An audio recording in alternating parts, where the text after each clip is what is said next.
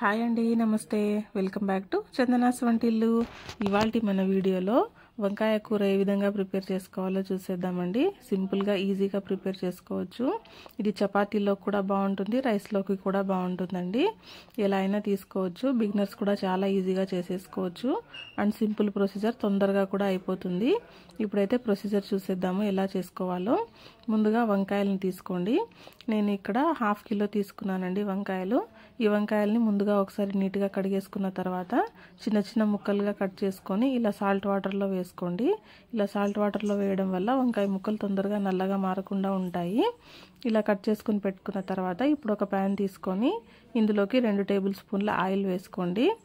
Oil కొంచెం heat అవ్వాలి. Oil heat అయిన తర్వాత పోపు దినుసులు వేసుకోండి. ఆవాలు, జీలకర్ర, మినపప్పు, పచ్చిశనగపప్పు, అలాగే కొంచెం కరివేపాకు కూడా వేసుకోండి. తర్వాత 2 ఆనియన్స్ చిన్న చిన్న ముక్కలుగా ఇలా కట్ చేసుకొని వేసుకోండి. తర్వాత 10 రెబ్బల వెల్లుల్లి ఇలా కచ్చాపచ్చాగా దంచి వేసుకోండి. వీటన్నిటిని బాగా ఒకసారి కలిపేసుకుని ఆనియన్స్ని కొంచెం ఎర్రగా ఫ్రై అవ్వనివ్వండి.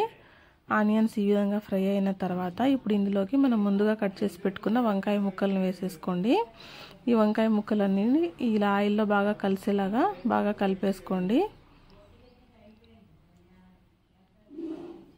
ఈ ఆయిల్లో మన ఇలా వంకాయ ముక్కలు బాగా కలవడం వల్ల మనకు వగరు పోతుందండి, చాలా బాగుంటుంది. ఇందులోకి కొంచెం అలాగే పసుపు కూడా వేసేసి మొత్తం నీట్గా కలిపేసుకోండి. ఒకసారి అన్ని ముక్కలకి పసుపు అంటేలాగా బాగా కలిపేసేసుకుని ఈ వంకాయ ముక్కలు కొంచెం మెత్తబడేంత వరకు దీనికి మూత పెట్టేసేసుకుని కాసేపు మగ్గించుకోండి. ఒక 5 నిమిషాల పాటు మగ్గించాలండి. ఇలా మధ్య మధ్యలో మూత తీస్తూ కలుపుతూ ఉండండి, అడుగంటకుండా. మనం దీంట్లో వాటర్ వేయలేదు కాబట్టి అడుగంటుతుంది. కొంచెం ఇలా కలుపుతూ ఇలా ఫ్రై చేసుకోండి.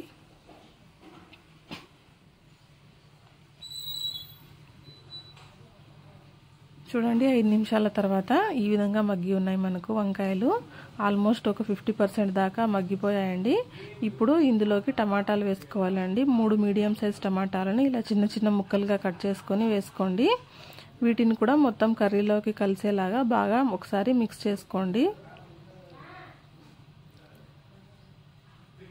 ఈ టమాటా ముక్కలు కూడా మెత్తబడేంత వరకు ఇంకొక 5 నిమిషాల పాటు కుక్ చేసుకోండి.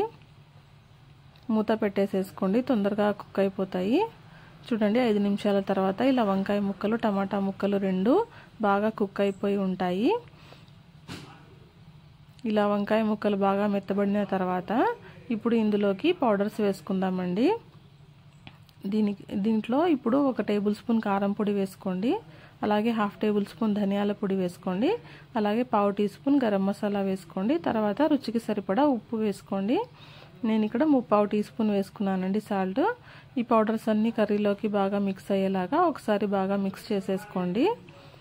ఇలా పౌడర్స్ అన్నీ వేసిన తర్వాత ఒక 2 నిమిషాల పాటు మగ్గించుకుంటే అంతేనండి, మన వంకాయ కూర రెడీ అయిపోతుంది.